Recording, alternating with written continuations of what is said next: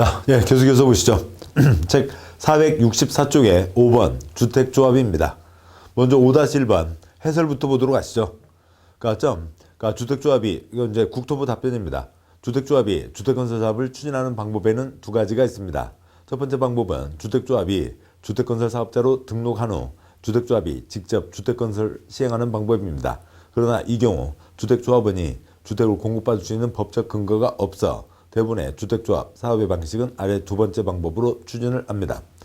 두 번째 방법은 주택조합이 공동으로 건설사업을 진행할 시공 능력이 있는 지자체, 토주택공사, 지방공사를 포함해서 등록사업자를 선정해서 공동사업 주체가 되어 주택건설을 시공하는 방법입니다.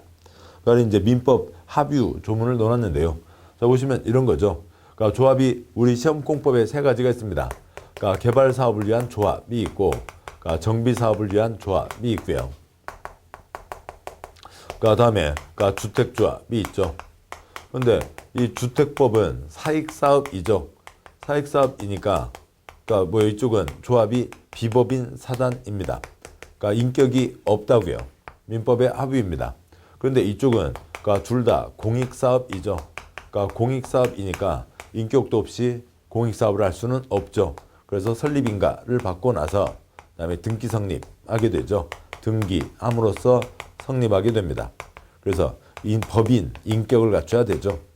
토지 소유자나 토지 등 소유자가 사람이 모인 사단법인입니다. 그러니까 이 차이가 있는 거죠.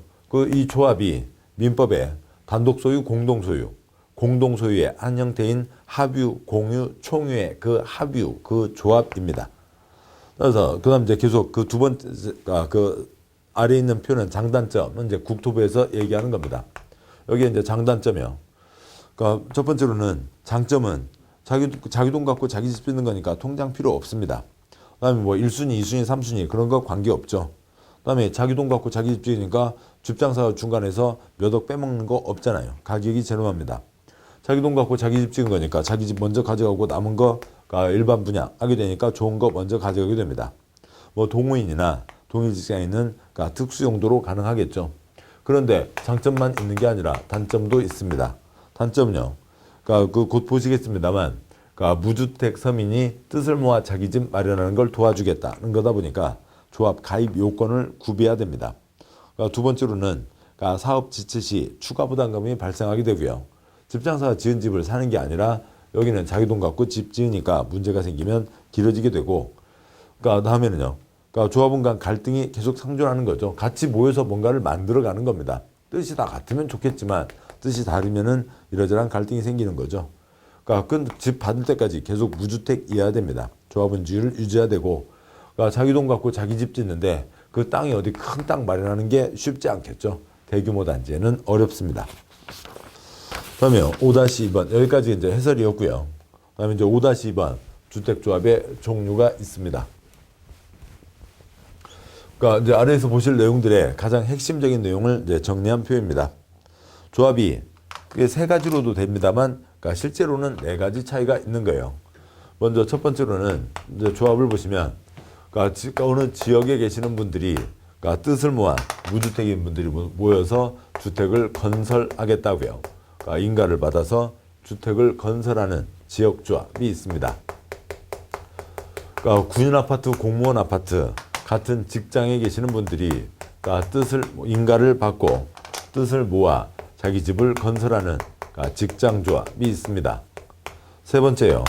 어느 직장에 계시기는 하는데 이분들은 집을 마련하고 싶다. 뜻은 모을 수 있으나 돈을 모을 수가 없습니다. 자기 집을 건설하는 게 아니라고요. 남이 지은 싸고 탄탄한 집, 국민주택을 공급받는 분들입니다. 따라서 여기는 신고만 하고 기다리고 있으면 이분들은 건설하지 않고 국민주택을 공급받는 거라고요. 싸고 탄탄한 집, 국민주택을 공급받는 겁니다. 당연히 무주택이실 테고요. 신고하고 기다리는 거죠. 국민주택 받으려고 기다리는 가구가 80만 가구가 있습니다. 그런데 대한민국 경제발전 위해서 땀 흘려 공장 사무실 일하시는 분들에게는 일반 사람보다는 좀 더 혜택을 드려야 되죠. 그래서 국민주택을 일정 물량을 먼저 받아가실 수가 있는 겁니다. 그리고 전혀 다른 조합으로 그러니까 리모델링 조합이 따로 있습니다. 아무튼 뭐 덩어리가 좀 구분되는데 색깔 때문에 하는 거죠. 노란색이라고 똑같은 건 아니고요. 그러니까 리모델링 조합은 그러니까 여기는 역시 인가를 받아서 그러니까 설립 인가를 받는데 여기는 건설하는 게 아니죠. 건설하는 게 아니라 리모델링을 한다고요. 대수선을 하거나 증축을 하거나 리모델링을 하는 겁니다. 그 차이들이 있고요. 다음에 이제 누가 참여할 수 있냐의 차이가 있죠. 자격이에요. 여기 이제 무주택인 분들이 참여하시게 되는데 찌그만 집 가진 사람도 참여할 수 있게 해줬습니다. 85제곱미터 이하이고 동일 지역에 6월 이상 거주하고 있어야 됩니다. 막판에 그러니까 뭐 될 것 같으니까 나도 들어와서 그러니까 나도 한 채 가져가자. 그런 건 안 된다고요. 직장조합 역시 무주택이거나 85제곱미터 이하 한 채이고 동일 직장에 근무하고 계셔야 되죠. 그러니까 신고하고 그러니까 구민주택 공급받는 그러니까 직장조합은 구민주택을 공급받는 거니까 무주택인 분만 참여할 수 있고 같은 직장에 근무하고 계셔야 됩니다. 그러니까 리모델링 조합은 있던 집을 손대는 거죠. 근데 전월세 든 사람이 철거를 결정해요? 집주인이 결정해요? 집주인이 결정합니다. 단독주택은 집주인 몇 명이요? 한 명이죠. 아무리 애를 써도 조합을 만들 수가 없습니다. 그러니까 공동주택 여러 명일 때 그 소유자들이 그러니까 조합을 만들게 됩니다. 자, 그런데 1000세대 아파트 리모델링 할 수 있죠. 그런데 어느 집에요? 그러니까 집이 그러니까 뭐 18채가 있습니다. 18채 있는데 벽에 쩍 금 갔어요. 그냥 참고 살아야 돼요. 그래서 겨울에 찬바람 들어오는데 야 신문지 좀 갖다 붙여. 뭐 아니면 신문지 비어진 틈 사이로 야 오늘 저기 봐봐라 달 떴네. 그러면서 생활할 수는 없잖아요. 18집도 리모델링 할 수 있어야 됩니다. 1000세대 30채 이상 사업계획 승인받은 곳도 리모델링 조합을 만들 수가 있고 그 다음에 30채 미만요. 18채 건축 허가를 받은 곳도 리모델링 조합을 만들 수가 있습니다. 30채 미만, 30채 이상 다 가능한 거죠. 다음에요. 그러니까 조합원이 몇 명 이상은 돼야 되냐? 앞뒤 숫자가 딱딱 맞아 떨어지지 않아요. 사업계획 승인은 한 번에 30만 이상. 등록사업자는 연간 20만 이상. 조합원은 그러니까 20명 이상은 돼야 됩니다. 그러니까 20명 이상은 돼야 되는데 여기는 아까 18집도 있죠. 18집도 있으니까 20명 이상을 될 수가 없죠. 거기서는 100% 동의가 나와도 20명 이상이 될 수가 없습니다. 사업할 수 있냐고요? 없냐고요? 여기는 조합이죠. 조합입니다. 그 덩어리 그대로 가라고요. 그 덩어리 그대로 가는 거니까 여기는 붙이고 신규 가입 안 됩니다. 그 원칙 들락날락 안 된다고요. 그러니까 교체 금지가 원칙입니다. 그런데 특별하면 붙일 수도 있고 특별하면 그러니까 빈자리 메울 수도 있다. 그런 예외 있는데 예외 갖고 나온 적은 거의 없습니다. 여기는 뭐 집이 생기거나 또 아니면은 그러니까 뭐예요? 직장에서 퇴사하시거나 그러면 이제 조합원지를 잃게 되는 거죠. 리모델링 조합이요. 어디 아파트 사고 팔 수 있어요? 없어요? 사고 팔 수 있죠. 리모델링 앞두는 아파트 사고 팔 수 있는 겁니다. 그러니까 마음대로 그러니까 교체할 수 있는 거죠. 사고 팔 수 있습니다. 뭐 그리고 뭐 이쪽에 리모델링의 요건은 아까 보셨었죠. 뭐 대수선 증축, 면적 1.3배, 세대수 1.15배, 3계층까지가 있습니다. 자, 여기까지가 주택조합의 핵심 내용이고 이제 이거에 대한 내용들을 이해해 가셔야 되는데 기타 관련된 내용들 많이 있지만 그러니까 이거는 꼭 중요한 내용입니다. 자, 다음 그 아래에 있는 표는 그러니까 이쪽에 대한 얘기예요. 이 지역조합, 직장조합에서 그러니까 집을 어떻게 만들어가냐에 대한 그림입니다. 뭐 자리가 그러니까 위에서 아래로 그러니까 뭐 이제 여기다 그냥 옆으로 그려보도록 하죠. 그러니까 지역이나 인가받은 직장조합에서요. 뭐 예를 들어서 50명이 뜻을 모았다고 치죠. 50명이 뜻을 모았으면 그러니까 시군구에게 설립 인가를 받아야 되죠. 그래야 주택법에 도움을 받을 수가 있습니다. 자, 그러면은 그러니까 집을 손바닥에다 지을 수는 없으니까 땅을 확보해야 되는데 설립 인가 때 최소한 땅은 있어야 된다고요. 기본은 있어야 되죠. 100%는 하는 중간에 마련을 할게요. 그러니까 땅의 80%에 대한 사용 권한은 확보하고 있어야 됩니다. 소유권을 갖고 있거나 소유권을 갖고 있으면 사용수익 처분을 다 할 수 있죠. 아니면 사용할 수 있는 권한을 갖고 있거나 그래야 설립인가 신청을 할 수가 있습니다. 인가를 받았으면 그러면 땅 확보해야죠. 그다음에 도면 떠야죠. 그리고 나서 설립가 사업계획 승인 신청에 들어오게 되는 겁니다. 그러니까 사업계획 승인 신청에 들어오게 되는데 사업계획 승인 신청까지 요 과정을 몇 년 안에 진행을 하라고요. 2년 안에는 진행을 하라고요. 조합원들이 돈 내기 시작하고 있는데 그 돈 갖고 일정한 속도를 갖고 사업을 해야 된다는 겁니다. 그렇게 해서 사업계획 승인을 받았어요. 그러니까 승인을 받았으면 처음이 50명이었죠. 50명이니까 100채를 지을 수가 있습니다. 그러니까 100채를 지을 수가 있고 100채 중에 50개 자기 거 가져가고요. 조합원들이요. 나머지 50개를 일반 분양할 수가 있게 됩니다. 자 그런데 그러니까 이쪽이 그러니까 뭐 예전에 그냥 집만 사기만 하면 돈 되던 때가 있었죠. 그러니까 그런 때는 이것도 아주 잘 팔렸습니다. 그러니까 그런데 요즘에는 어디에 그러니까 집값이 막 뛰는 거 아니잖아요. 그러니까 땅 보고 사요, 콘크리트 보고 사요, 땅 보고 사잖아요. 근데 집 없는 서민들이 뜻을 모아 땅을 마련해서 그러니까 집을 짓게 되는데 아주 좋은 땅인 경우도 또 아니면 대규모의 단지인 경우도 아닌 경우가 많습니다. 그러니까 어디 외곽에 또 아니면 작은 규모로 하는 경우니까 일반 분양이 잘 안 되는 거죠. 그래서 실제로 우리나라 전국의 주택 공급량의 아주 극히 일부입니다. 그렇지만 집 없는 분들이 무주택이거나 85 이하였었죠.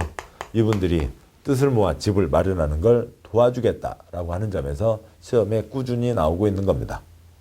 자, 이제 문장으로 보겠습니다. 먼저요. 동그라미 1번. 그러니까 지역조합은 다음 구분에 따른 지역에 거주하는 주민이 주택을 마련하기 위해서 설립한 조합. 전국을 9개 권역으로 나누는 겁니다. 8개 도와 제주도가 있죠. 그다음에 서울, 인천은 당연히 경기도에 포함되죠. 서울, 인천, 경기. 대전과 세종은 충남에 같이 이어집니다. 대전, 충남, 세종, 충북이 있고요. 그다음에 광주, 광역시, 전남에 같이 포함되죠. 같이 이어지는 한 덩어리겠죠.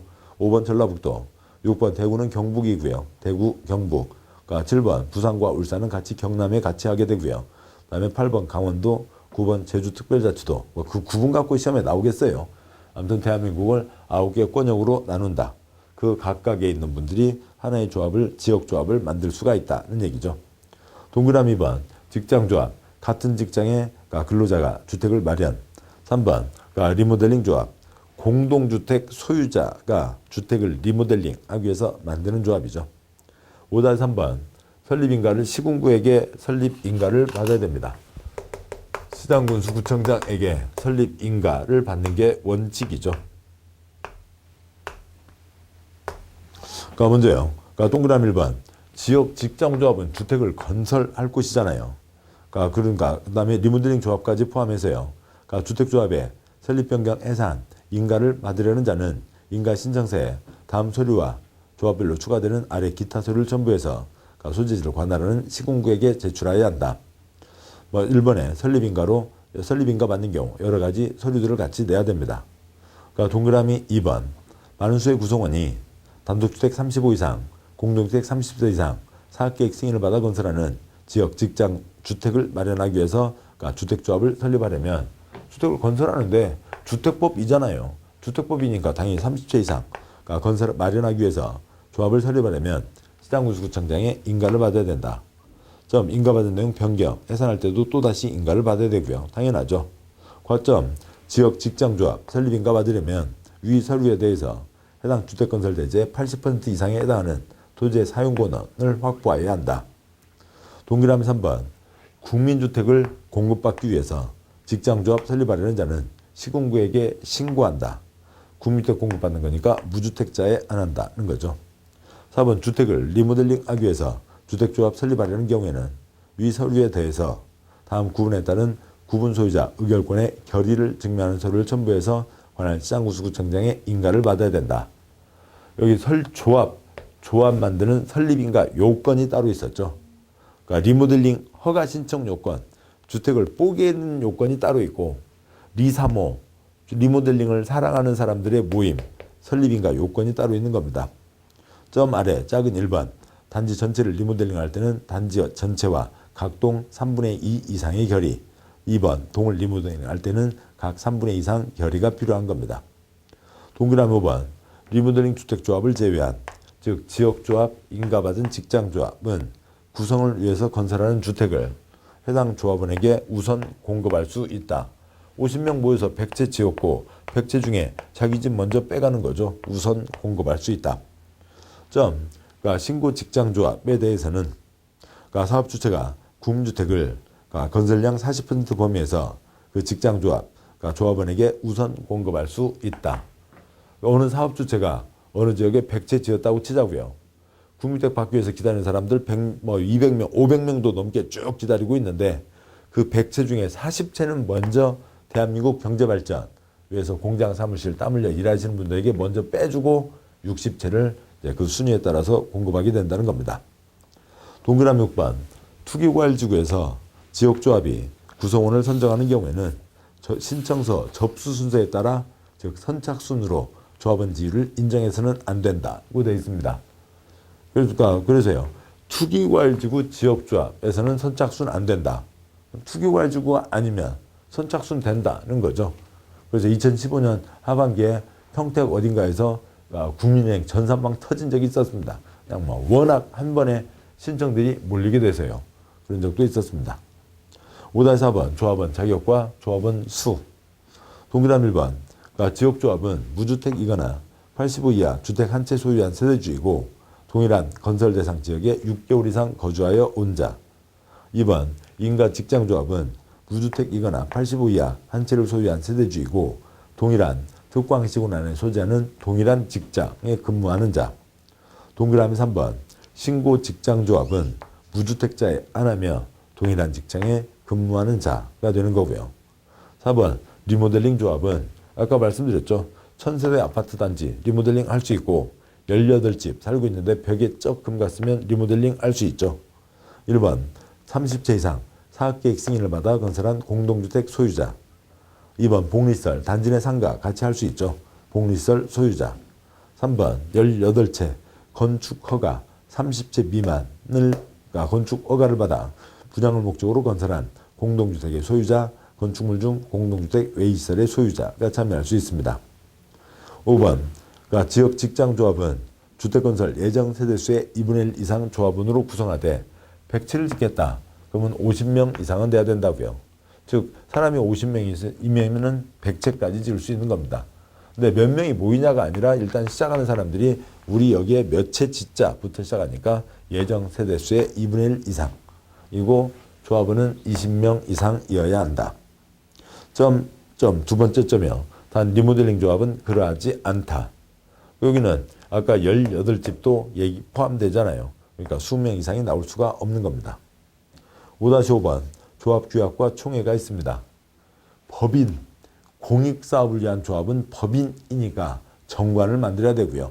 여기는 법인이 아니니까 규약을 만드는 거죠. 동그라미 1번 지역 직장조합 규약에는 총회 의결을 요하는 사항과 의결 종족수, 의결 절차에 대한 사항이 포함되어야 한다. 2번 반드시 총회 의결을 거쳐야 하는 사항은 다음과 같다. 그 개발조합, 정비조합에서도 대의원에서 손 못 대고 총회에서만 결정한다. 5가지, 16가지가 있었습니다. 그 다음에 여기요. 그러니까 주택조합에서도 총회에서만 결정한다. 이러저러한 사항이 있는데 한 번 정도 읽으시면 되겠죠. 됐습니다. 그 다음에 5-6번 그러니까 지역조합, 직장조합은 그 덩어리 그대로 가라고요. 동그라미 1번 지역조합, 직장조합은 설립인가 받은 후에 조합원을 교체, 신규 가입하게 할 수 없다가 원칙, 예외 있는데 예외 갖고 시험 나온 적 거의 없습니다. 동그라미 2번 리모델링 주택조합, 그러니까 설립에 동의한 자로부터 건축물 취득한 자는 조합 설립에 동의한 것으로 본다. 일단 취득할 수가 있죠. 사고 팔 수 있다고요. 옛날 집주인이 도장 찍었는데 새로 산 사람이 조합하는 사람들 이리 들어오셔, 내 도장 새로 받아가셔. 그럴 수는 없잖아요. 그러니까 동의한 것으로 본다. 그러니까 동그라미 3번 인가받아 설립된 리모델링 조합은 리모델링 결의에 찬성하지 않는 자의 주택 토지에 대해서 매도 청구할 수 있다. 공법에서 공익사업 위해서 도로 만들거나 그러기 위해서 돈 주고 뺏는 건 뭐고요? 수용. 민법 족보에서 지금 그러니까 주택법은 공익사업이 아니죠. 민법 족보에서 돈 주고 뺏는 게 매도 청구입니다. 반대가 100집이 있는데 98집까지 하는데 2집 반대한다고요. 그 사람 거 뺏을 수 있어야죠. 그 두 사람의 사적 재산권도 중요하지만 98명의 재산권도 중요한 겁니다. 571가 등록사업자와 공동시행. 동그라미 1번 세수를 증가하지 않는 리모델링 주택조합을 제외한 주택조합. 도대체 어떻게 돼요? 세수를 증가하지 않는 리모델링 주택조합을 제외한. 어떻게 하자고요? 그냥 주의해서 보시면 즉 지역조합, 직장조합, 그리고 30세대 이상 세수를 증가하는 리모델링 주택조합이 구성원 주택을 건설하는 경우에는 지방자치단체 토주택공사 지방공사를 포함해서 등록사업자와 공동으로 사업을 시행할 수 있다. 등록사업자와 공동으로 사업을 시행할 수 있는 겁니다. 아까 5-7이 있었죠. 근데 주택조합이 단독으로 주택건설 사업을 시행하려면 국토부 장관에게 사업주체 등록을 해야 된다. 동그라미 2번 주택조합은 공동으로 사업을 시행하는 등록사업자에게 주택조합의 가입을 알선하는 업무를 제외한 나머지 주택조합 업무를 대행하게 할 수 있다. 건설회사와 같이 하는 게 대부분이라고요. 건설회사에게 일을 거의 다 맡기는 겁니다. 근데 조합원 가입, 그거는 조합에서 할 일이죠. 그것까지 맡기면 그냥 이름만 빌려주는 꼴이 되잖아요. 안 되는 겁니다. 572 여기는요. 동그라미 1번 공동주택 리모델링을 하는 경우 설립인가를 받은 리모델링 주택조합의 총회 또는 소유자 전원의 동의를 받은 입주자 대표에서 건설업자 또는 등록사업자를 시공자로 선정해야 한다. 여기는 주택을 건설하는 거였죠. 건설하는 거니까 등록사업자와 공동으로 시행할 수 있다. 아니면 단독으로 하시든지 등록을 하고. 근데 여기는 건설하는 게 아니잖아요. 리모델링을 맡기는 거잖아요. 여기 리모델링은 그러니까 욕조 뜯어내는 그 리모델링이 아니죠. 신발장 뜯어내는 그 리모델링은 아니고요. 그러니까 그런 신발장 뜯어내고 그다음에 그렇게 그러니까 문짝 바꾸고 하는 그런 건 그러니까 인테리어라고 하는 거죠. 그건 인테리어, 아우테리어, 요크셔 테리어 그 인테리어 수준인 거고요. 여기는 기둥 남겨두고 싹 뜯어내서 새로 짓는 겁니다.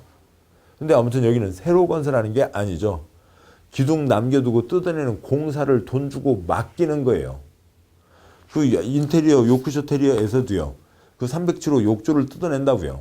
307호 욕조를 뜯어낼 때 그 307호 주인 아줌마가 동네 인테리어 가게 아저씨랑 공동으로 사업을 시행하시나요? 그게 아니잖아요. 돈 줘서 일을 맡기는 거죠. 여기도 지금 돈 줘서 일을 맡기는 거라고요.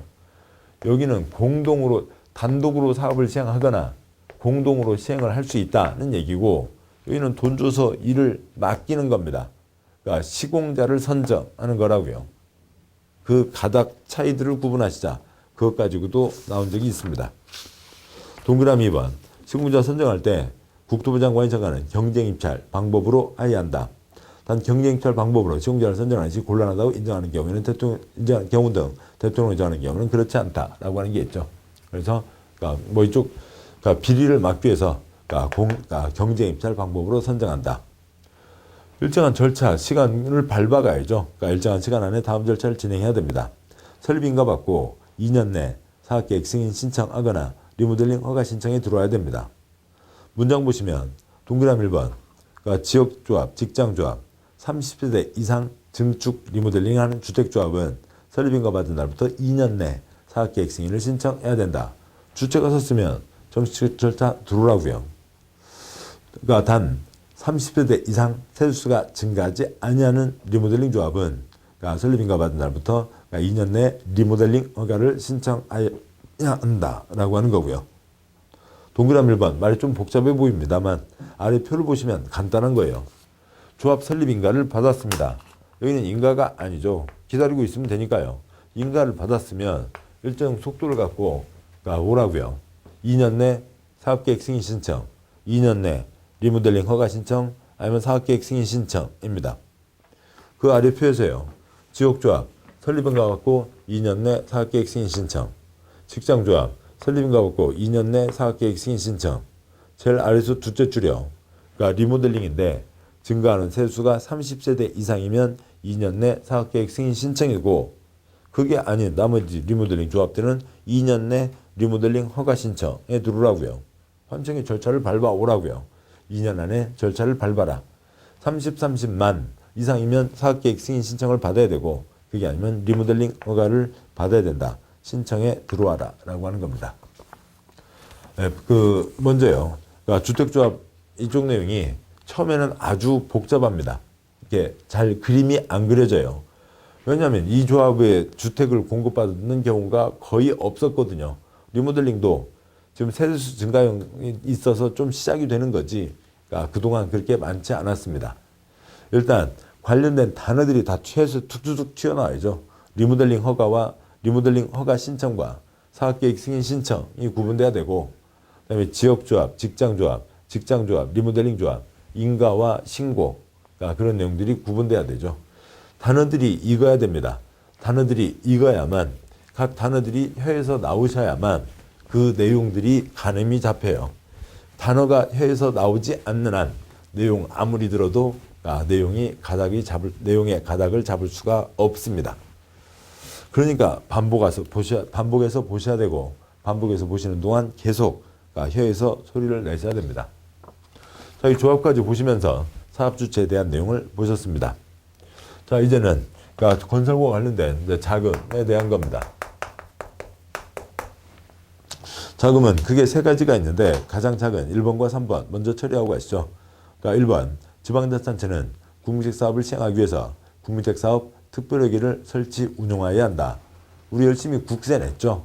그러면 국가에서 그 돈 갖고 뭐 미국 탱크도 사고 미국 비행기도 사고 하지만, 또 한편으로는 주거복지 차원에서 주택도시기금 마련해서 국민주택을 만드는 데 써야 됩니다. 또 역시 지방에서도 국민주택 사업 하기 위해서 돈 따로 떼어 놓으라고요. 특별회계입니다. 목적 자금을 얘기하는 거고요.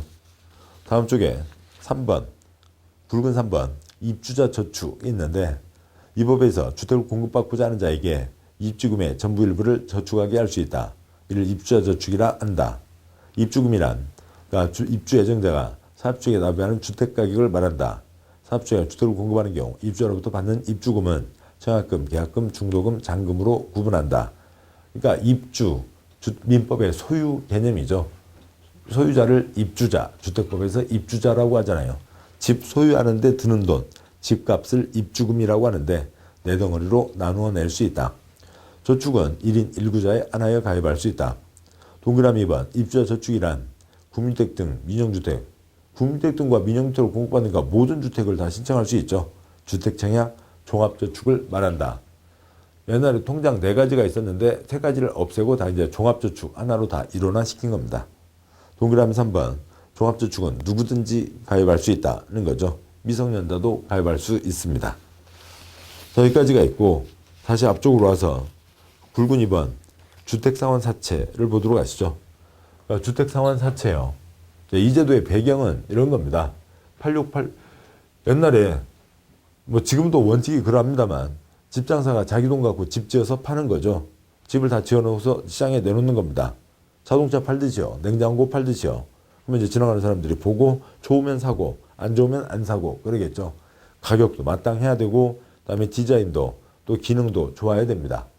그것에 문제가 있으면 안 팔리겠죠. 그러면 이제 뭐 망하거나 반성해서 좋은 물건 다시 내거나 그러면서 발전을 하게 되는 겁니다. 그런데 8688 1기 신도시 때 한 번에 200만 채를 짓자, 200만 호 건설이 있었습니다. 한 번에 200만 채를 짓자는 건데 집장사가 200만 채를 지을 돈이 없잖아요. 그래서 집값 일부를 땡겨 받는 거예요. 국민에게. 그러니까 이제 명목은 어떠냐면 돈을 빌린다는 거죠. 그러니까 집 짓는 회사, 주공하고 민간 건설회사, 등록사업자가 돈을 빌리는 겁니다. 그럼 이제 종이딱지 줬죠. 그리고 이제 사업이 다 끝나서 집이 다 만들어지면, 그러니까 이분이 이제 종이딱지를 갖다 내면 이분에게, 그러니까 뭐예요? 그러니까 원금과 이자로 갚는 게 아니라, 그때 8688이니까요. 그러니까 이때 이제 3천만 원, 3,500만 원 우리가 돈을 빌려주는 거였습니다. 자, 그러면은 이때 집값이 5천만 원이라고 하면은 종이딱지를 내고 1,500을 더 얹어 내면은 이분에게 이제 집을 주는 거죠. 돈을 빌리고 나중에 집으로 갚는다. 결국 집값이 5천만 원인데 집장사가 돈이 모자라니까 이분에게 집값 일부를 먼저 당겨받는 겁니다. 그것을 주택상환사채라고 하는 거예요. 그러니까 뭐 그런데, 그러니까 그것이 이렇게 하고 나니까 집장사들 너무 좋네요. 너무 좋다고요. 왜 그러냐면 옛날에는 다 자기 돈 갖고 집 지어서 내놔야 되는데 이거 안 팔리면 어떡하지? 혹시라도 사람들 마음 바뀌면 어떻게 하지? 사람들이 뭘 좋아할까? 어떻게 하는 게 가장 사람들 마음에 들까? 이런 생각을 하면서 했는데 돈 받았잖아요. 그냥 집만 넘겨주면 되는 거죠. 뭐 어떻게 됐든 간에 뭐 이분들 어떤 뭐 불만 얘기할 게 없는 겁니다. 아무 걱정할 필요 없이 돈 다 받았죠. 그 돈 갖고 땅 사고 그 돈 땅 확보하고 잔금 치르고 그다음에 콘크리트 비벼서 넘겨주면서 5천만 원짜리 팔면서 넘겨주면서 거기에서 몇백만 원, 1,000만 원 넘는 이익이 남는 거라고요. 1,000만 원 훨씬 넘었겠죠. 그러니까 세상에 이런 장사가 어디냐고요. 자기 돈 없이. 그러니까 돈은 엄청난 떼돈을 벌고 그래서 이제 아예 이게 법으로 들어왔습니다. 공급 쪽에서 보시게 되는 선분양, 그러니까 후건설이 있죠. 선분양, 후건설 지금 예외이긴 합니다만 대부분 이렇게 가게 되거든요.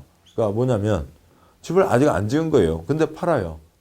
물건도 안 짓고 팔아요. 돈이 들어와요. 세상에 이런 게 이렇게 좋은 장사가 어디 있어요. 김밥 다 밥재료 해놓고 그다음에 소세지 삶아놓고 단무지 잘라놓고 해서 준비하고 있다가 돈 받고 그걸 주시는 게 아니라 그냥 돈을 받는 겁니다. 돈 받고 그 다음에 돈 갖고 땅 확보하고 집 지어서 넘겨주게 된다고요. 세상에 망고 땡입니다. 이렇게 이제 법으로 이어지게 된 거죠. 이게 이제 법으로 들어왔으니까 예전에는 선건설밖에 없었는데요. 이제 이게 법으로 들어왔으니까 뭐 이런 귀찮은 주택사원사채라고 하는 걸 발행할 리가 없죠. 주택사원사채 8688 때 딱 한 번 발행하고 지금부터 몇 년 전이요? 30년 전에요. 응답하라 1988 그때 딱 한 번 발행하고 지금까지 한 번도 발행한 적이 없습니다. 그렇지만 아무튼 뭐 제도로는 남아있고 우리 시험에는 계속 나오고 있는 거죠. 아무튼 뭐 이런 흐름들을 잡으셔야 되고 내용은 이제 이 그림 그대로입니다. 사업주체 7가지 중에서 그러니까 토주택공사와 등록사업자만 발행할 수 있습니다. 그러니까 칠판체 쪽 잠깐 보시죠. 사업주체가 7가지가 있었습니다. 그러니까 사업주체가 7가지가 있는데 그 중에서 주택사원 사채라고요. 사채, 회사채, 회사에서 돈을 빌리는 겁니다. 국가나 지방은 회사가 아니죠. 공기업 회사입니다. 공기업 회사이죠. 여기는 존이라자는 단체고 비법인 사단이고 직원 사원 아파트 짓는 거니까 집짓는 회사가 아니고요. 집짓는 건설회사입니다. 근데 8688 당시에 지방공사는 양이 많지도 않았고 그다음에 여기까지 참여한 적이 없었습니다. 토지주택공사와 등록사업자가 그 돈 빌리는 회사가 될 수 있는 거죠. 칠판 이쪽 그림 계속 하시죠. 칠판 이쪽이요. 동그라미 1번 토지주택공사와 등록사업자는 주택으로 상환하는 사채, 주택상환사채를 발행할 수 있다. 동그라미 2번 주택상환사채 발행하려는 자는 주택상환사채 발행 계획을 작성해서 국토부 장관의 승인을 받아야 된다. 지돈 갖고 사업하는 게 원칙. 남한테 돈을 빌리려면 승인을 받아야 된다라고 하는 거고요. 이 경우 등록사업자는 민간 건설회사죠. 민간은 자본금, 자산평가액, 기술 인력 등이 일정한 기준에 맞고 금융기관, 주택도시 보증공사에 보증을 받을 때 하나여 이를 발행할 수 있다. 민간은 부도파산 염려가 있으니까 보증도 받아야 된다는 거죠. 여기는 공기업이니까 보증받을 필요가 없고 민간은 부도파산 염려가 있으니까 보증도 받아야 된다. 동그라미 3번 주택상환사채는 액면 또는 할인의 방법으로 발행한다. 주택상환사채는 기명증권으로 한다. 이 종이딱지에 당연히 A라는 분 이름이 써져 있는 거죠. 뭐 3,500만 원 그 숫자가 중요한 건 아닌데요. 아무튼 그때 뭐 3,500만 원이었습니다. 언제요? 8688 때요. 8688 기억하시는 분들도 계시겠고 아니면 자료 찾아보면 보겠습니다만 그러니까 87년에 뭐 6월 항쟁 그다음에 뭐 그 노동조합 큰 열풍이 불었었죠. 그러니까 그 직전에요. 아무튼 뭐 그러니까 긴 사회적 얘기들은 빼고 87년 당시에 그러니까 그때 생산직 초봉이 10만 원에서 12만 원이었습니다. 87년 당시에 사무직 초봉이 20만 원이었고요. 그다음에 그러니까 그 금융권 주식바람 엄청 불었었거든요. 금융권 초임이 30만 원 아주 센 데가 40만 원 그렇게 됐었습니다. 아무튼 많이 잡아서 30만 원 잡아보자고요. 뭐 15만 원일 수도 있는 거고요. 15만 원인데 3,500만 원 돈을 빌려준다고요. 그러면은 그러니까 월급 2달이 30만 원. 그러면 월급 20달치에 좀 넘으니까 그러니까 연봉 2년 거 월급 24개월치 그대로 현찰로 넣어줄 수 있는 게 이 주택사원사채를 사는 거였어요. 나중에 집값을 좀 더 내지만 아무튼 5천만 원에 샀다고 하면 또 그걸 엄청나게 비싼 돈을 받고 더 이 차익을 붙여서 팔 수가 있었던 거였죠. 아무튼 그때 큰 그러니까 그런 경제적 투자 대상이 되기도 했었습니다. 동그라미 4번 주택사원사채 상환기간은 3년을 초과할 수 없다. 이 경우 상환기간은 주택사원사채가 발행일부터 그러니까 주택공급계약 체결일까지의 기간으로 한다. 3년을 초과할 수 없는데 3년이 집을 주는 때가 아니고요. 개나리 단지에 101동 307호로 줄게요 하는 계약까지가 3년. 그러니까 동그라미 5번 등록사업자의 등록이 말소된 경우에도 그가 발행한 주택사원사채 효력에는 영향을 미치지 않는다. 등록 말소, 영업정지 처분을 받은 등록사업자는 처분 전에 사업계획 승인을 받은 사업은 계속 수행할 수 있다. 그러니까 이 사람은 뭐예요? 그러니까 하던 건 계속 해야죠. 하던 건 계속한다. 이 등록사업자 말소되더라도 또 보증도 있잖아요. 그러니까 걱정할 필요는 없다고요. 집 받는 데는 영향을 미치지 않는다. 동그라미 6번 주택사원세는 원칙적으로 이를 양도할 수 없다. 아주 센 겁니다. 자, 이거 시장에서 돌리면 100% 투기 딱지인 거죠. 이 딱지 갖고 있으면 집이잖아요. 이게 집입니다. 집인데 시장에서 돌리면 100% 투기 딱지로 도니까 얘는 양도할 수 없다. 자본주의 정당한 재산권 사고 팔 수 있지만 사지 못한다, 팔지 못한다. 뭐 할 때요? 투기잡자 할 때이죠. 그래서 얘는 뒤에 공급질서 교란금지에서 다시 나오게 됩니다. 단 해외 이주 등 부득이한 사유가 있는 경우로 국토부령이 정하는 경우에는 그렇지 않다. 양도할 수 있다. 사실권자 명의 변경은 주택자 성명과 주소를 사채 원부, 이 발행자가 갖고 있는 장부에 기재하는 방법으로 하며 주택자 성명을 채권에 기재하지 않으면 사채 발행자 제3자에게 대항할 수 없다. 양도할 수 없다 원칙. 그런데 A라는 분이 어디 터키로 이민을 가게 됐습니다. 터키로 이민을 가는데 이거 갖고 가면 터키 정부가 아파트 주는 거 아니잖아요. 그러니까 그때는 팔 수 있다. 그러면 장부, 그다음에 이쪽 종이딱지 양쪽에다 써야 된다.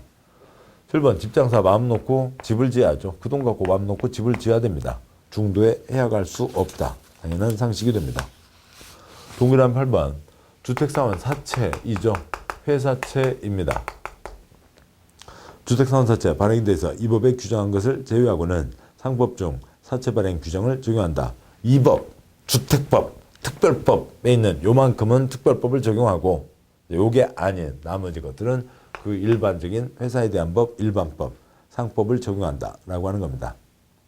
그 아래 표에 공법 채권 4가지가 있는데 서로 비교되기보다는 각각 자리에서 하시면 되는데 여기에 다시 그 표를 넣는 이유는 요거 때문에 넣는 겁니다. 둘 다 승인받아야 된다. 민가는 보증받는다. 비싼 걸로 표가 옆으로 5칸이면 5번째 칸에 주택사원사채가 있고요. 그다음에 4번째 칸에 토지상환채권이 있습니다. 토지상환채권 역시 표의 4째 줄 둘 다 누가 발행하더라도 발행하려면 승인받아야 된다. 민가는 부도파산 염려가 있으니까 보증도 받아야 된다. 여기도 둘 다 승인받아야 된다. 민가는 부도파산 염려가 있으니까 보증도 받아야 된다라고 하는 걸 얘기 드리는 겁니다. 입주자 저축 아까 말씀드렸죠. 그러니까 자금이요. 지금 조합과 자금을 보셨습니다. 그러니까 조합은 익숙하지 않습니다. 그러니까 계속 반복해서 보셔야 되고 그다음에 자금 역시요. 주택사원사채 하나 그 개념. 그러니까 돈을 집값을 먼저 받는다. 일부를 집값의 상당 부분을 먼저 받는다라고 하는 건데 그것을 돈을 빌린다고 얘기하고 있고 주택사원사채라고 하고 있습니다. 건설의 사업주체 주택조합까지 해서 끝났고요. 그다음에 건설과 관련된 자금 보셨고 그다음에 이제 건설과 관련된 절차, 사업 절차를 보도록 하시죠. 수고하셨습니다.